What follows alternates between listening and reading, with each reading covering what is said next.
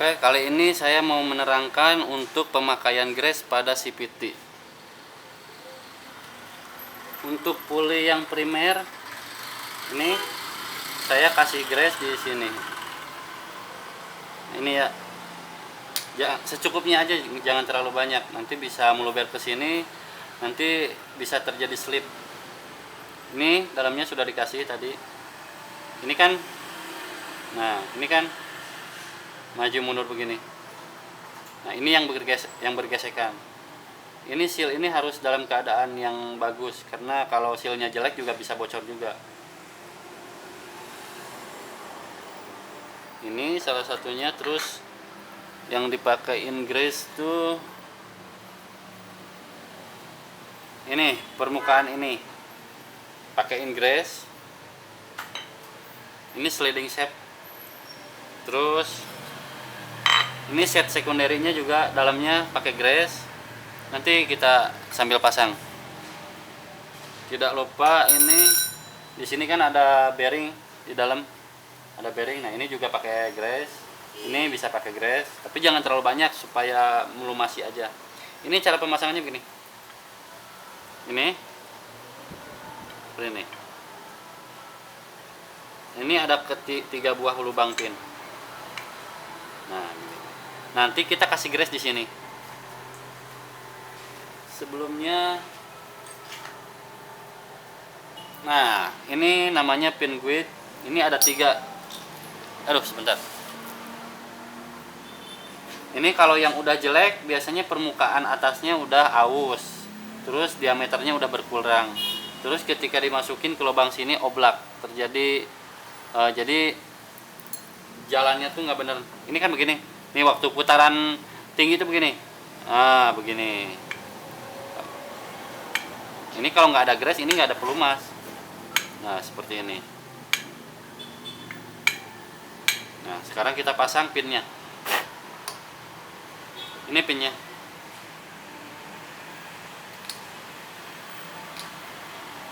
Ini ya, kita pasang.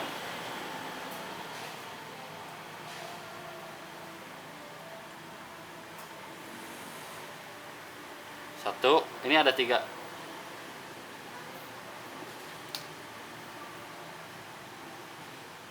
Jangan sampai lupa untuk kasih grease-nya nanti di bagian deket pin, alur pinnya.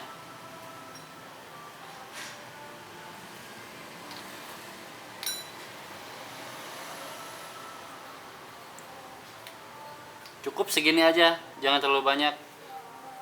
Ini karet seal ini harus dalam keadaan baik, karena kalau udah aus nanti si grease ini tuh meluber kemana-mana, bisa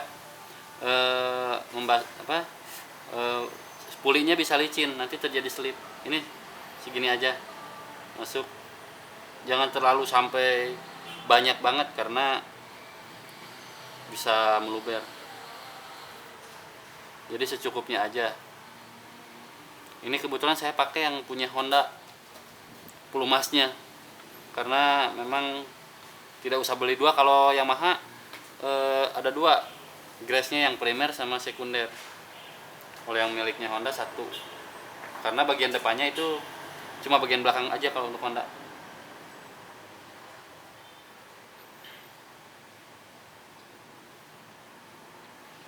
Nanti setelah ini mesti ditutup pakai set sekunderi.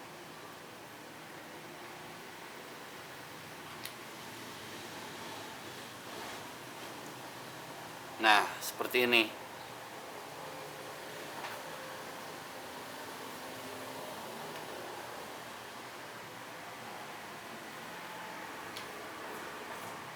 Biasanya kalau udah perjalanan jauh, terus terjadi panas yang berlebih, ini kalau grease-nya yang jelek, biasanya jadi cair, jadi hitam. Tapi ini dalam suhu sekian, ini tidak mudah mencair kok. Sekarang kita tutup pakai set sekunderi ini. Ini cara pemasangannya.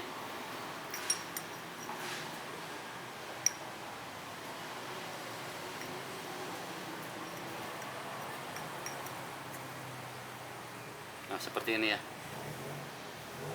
Kita cek lagi.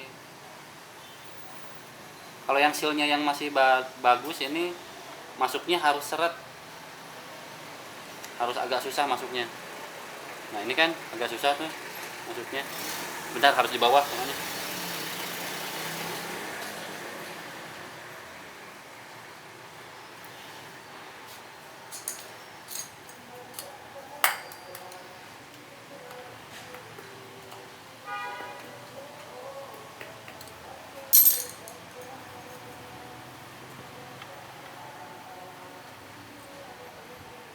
Nah sudah selesai, ini seperti ini pemasangannya. Nah ini harus mulus, kerjanya harus mulus, harus enak.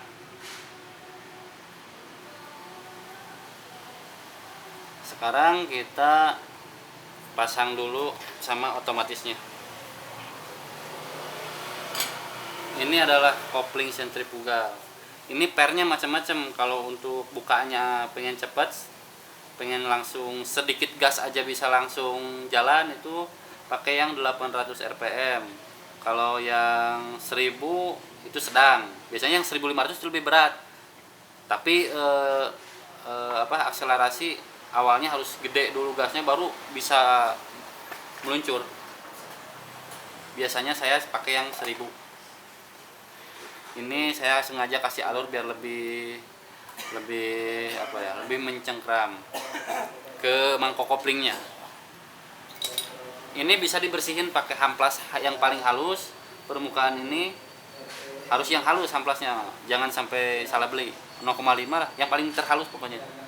Ini alur-alur yang kurang rata dihamplas, dibersihin pakai solar bisa, dilap. Jangan sampai ada debu, apalagi ada oli, sangat gak boleh sekali karena bisa berakibat motor slip. Sebentar saya pasang dulu. Nah ini pakai per CVT, harus dicek juga ke tekanannya. Ini udah agak lemah tapi masih bisa. Boleh bisa pakai yang sekarang yang 1000 rpm ada, boleh itu bisa dipakai. Jangan yang 1500 sih, soalnya nanti kasihan ke vibelnya. Nah setelah begini, tadi udah sempat dipasang, sekarang tinggal pemasangan per seperti ini. Ini harus di bawah, jangan nggak bisa di sini, harus pakai kunci khusus. Nah ini kuncinya.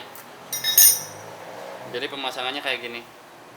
Nah kayak gini, tekan terus pakai mana tadi. Nah pakai ini, bautnya kayak gini modelnya. Makanya kuncinya juga pakai kunci 39 kalau Mio. Kalau Honda kalau nggak salah Mio 34. 39, kalau yang 34 mungkin Honda. Saya mau pasang dulu, oke?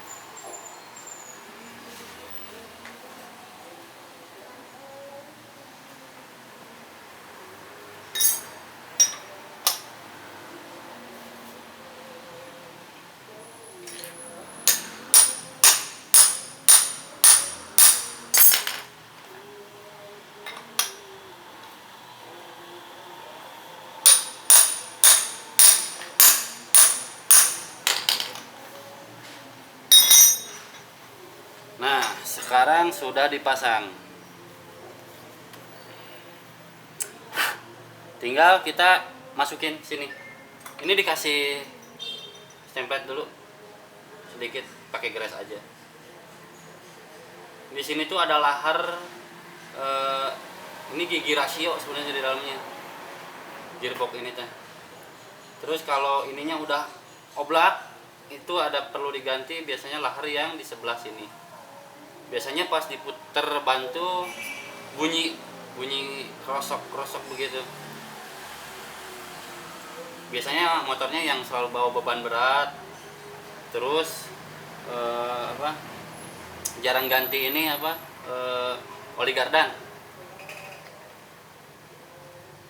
Jadi oli gardan juga pemakaiannya biasanya 5 bulan sekali atau 4 bulan, 6 bulan sih. Tapi kalau saya biasa 4 bulan sekali. Ini masangnya harus begini. Tinggal begini aja. Nanti selanjutnya kita pasang ini mangkok kopling. Ini mangkok koplingnya. Nah, seperti ini. Ini pakai kunci 24. Sini.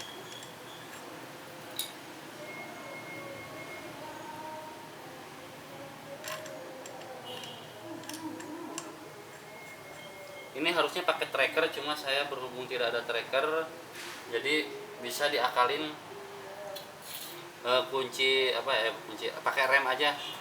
Ini di rem mentok, puterin aja setelan remnya sampai bannya diam, nggak bisa maju. Tapi harus hati-hati pemasangannya. Ini kuncinya harus pakai kunci ini, karena kalau pakai kunci yang 24 biasa itu nggak bisa, karena ini permukaannya tipis. Kalau pakai yang kunci ini nggak bisa, walaupun bisa tapi kurang ini nih, kurang kenceng.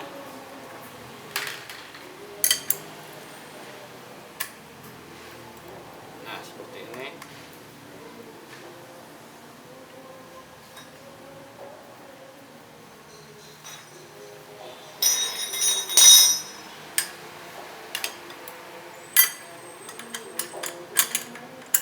Ini hanya cuma untuk ngencengin doang sih.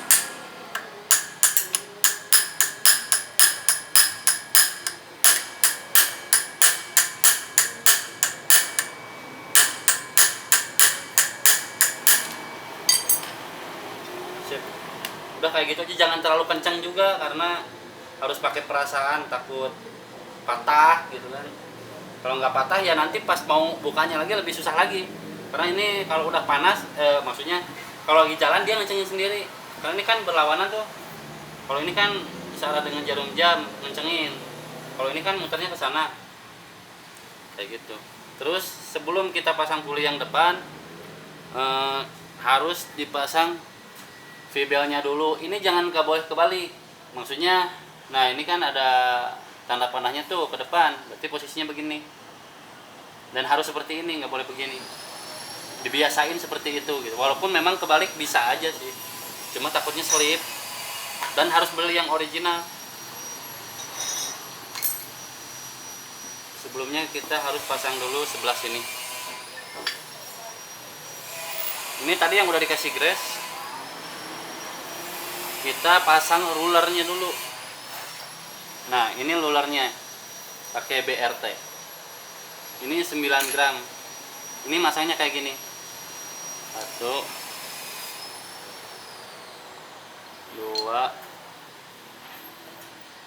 3 4 5 ada 6. Ini banyak sekarang yang jualan kok. Tapi kalau untuk jenis ini agak susah. Biasanya di toko tertentu. Ini tutupnya jangan lupa ini. Nah, ini tuh peredam juga buat bantalan biar enggak. Ini kalau yang udah jelek sih sebenarnya mah harus diganti.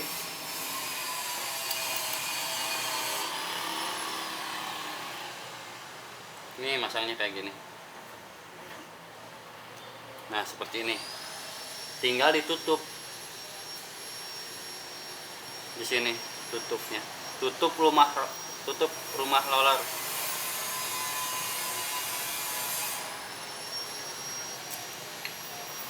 Nah jadi seperti ini, terus kita pasang. Tadi ini udah dikasih grease ya.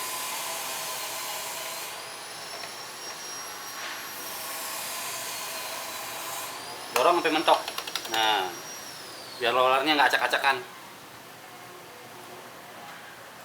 Oh iya, tadi jangan lupa ini, seal ini penting ini, soalnya untuk meredam biar getarannya lembut. Kalau bisa sih diganti sama yang baru. Ini di sini posisinya.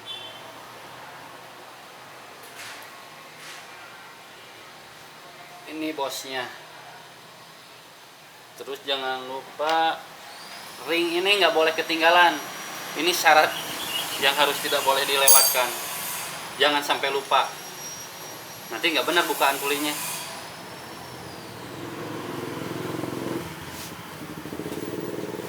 Nih, taruh di sini. Oke. Lanjut, ini puli berikutnya. Saya lap dulu. Ini nggak boleh kena grease, nanti slip. Kebanyakan orang nggak apik ya, ketika ngasih stemplet oli, tangannya harus bersih dulu. Jangan bekas oli, tangannya nempel-nempel sini, nanti percuma di servis juga, nanti kotor lagi, debunya nempel di oli. Jadi diusahakan kalau bisa sih pakai alkohol, itu pembersih banget gitu, pakai tisu. Nggak usah kali ya, terlalu ini kayak make up aja. Ini cukup seperti ini, santai. Nah sebelum ini dikencengin, jangan lupa pasang pipa. Kebanyakan ada juga yang lupa. Nih masangnya kayak gini. Ini harus tarik dulu ya, biar kendor dulu, biar nggak susah. Nah udah masuk kan. Nah seperti ini,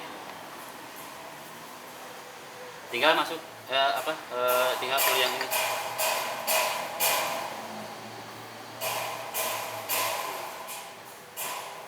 Seperti ini. Terus pakai ring bintang. Ini ring bintang, nggak boleh nggak boleh ketinggalan, soalnya kalau langsung dipakai nanti ini muter sendiri. Ini begini, nggak boleh, ini harus diem. Nah diemnya tuh pakai ini.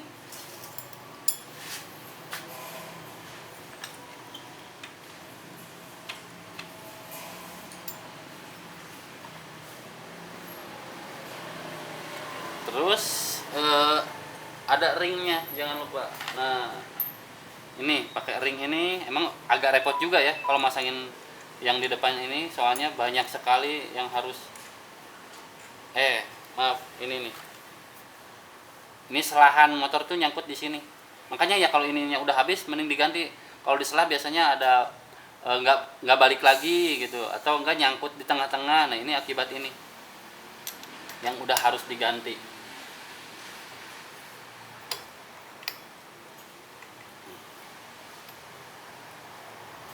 Ini ringnya jangan lupa.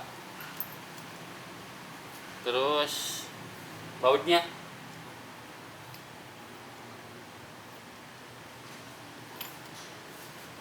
ini harus benar ya, harus masuk, harus teliti. Nah ini harus sampai mentok. Ini nggak boleh di luar, harus masuk ke asnya yang tadi. Bentar, ininya harus dikenurin lagi.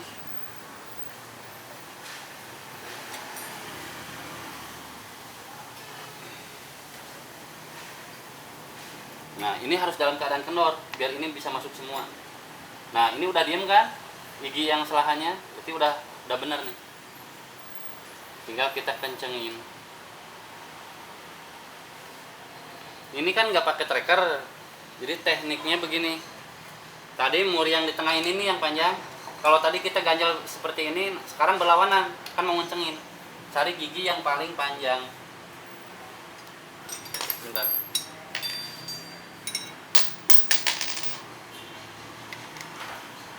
Kunci 17 mana ya? Ini kunci 17. Ini diganjal pakai gigi yang banyak. Jangan ganjal di sini, nanti patah. Nah, di sini. Seperti ini ganjalnya di sini. Oke. Sekarang kita kencengin.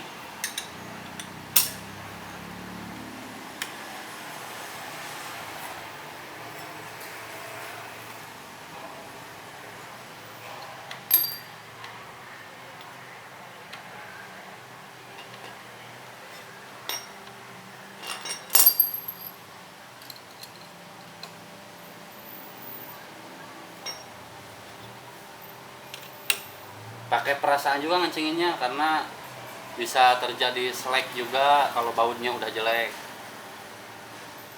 Harus itu biasanya pakai torsi, ada kunci torsi khusus. Biasanya 4 kilo kalau nggak salah.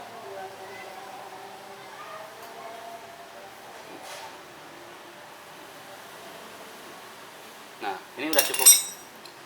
Nah, kita tes ya, coba biar kita tahu seperti apa motor tuh kalau lagi jalan.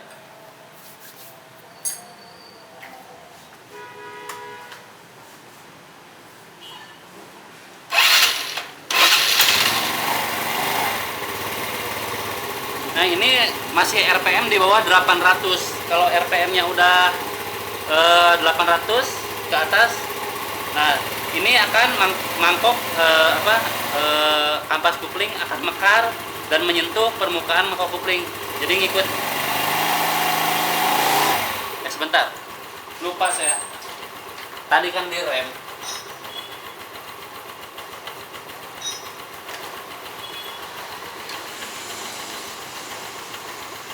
Maklum udah tua, ini banyak lupa.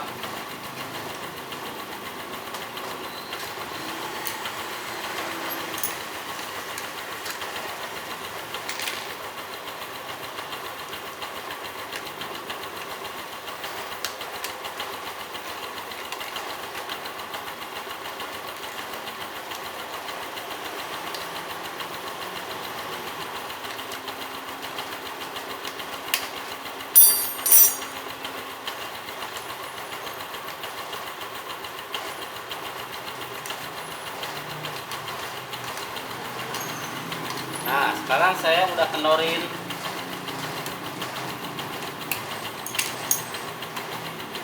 Nah, dengan di RPM 800 ke atas tuh biasanya, nah kampas kuplingnya mekar. Nah, ini udah nyentuh permukaan mangkok kupling. Jadi seperti itu. Si pibelnya turun, yang ini naik kebalik. Jadi berhubung ini lolarnya yang 9 gram, jadi lebih ringan.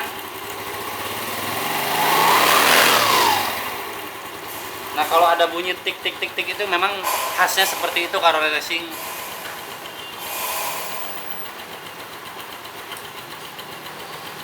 Nah, ini kalau yang pibelnya udah nggak benar, biasanya nggak mulus rata seperti ini. Dan keadaan langsam motornya biasanya metik agak kenceng, tetapi bisa diotak-atik sendiri. Di karburatornya biasanya saya pakai langsam yang setelannya sedang-sedang aja, termasuk setelan kering sih, tapi nggak terlalu kering juga.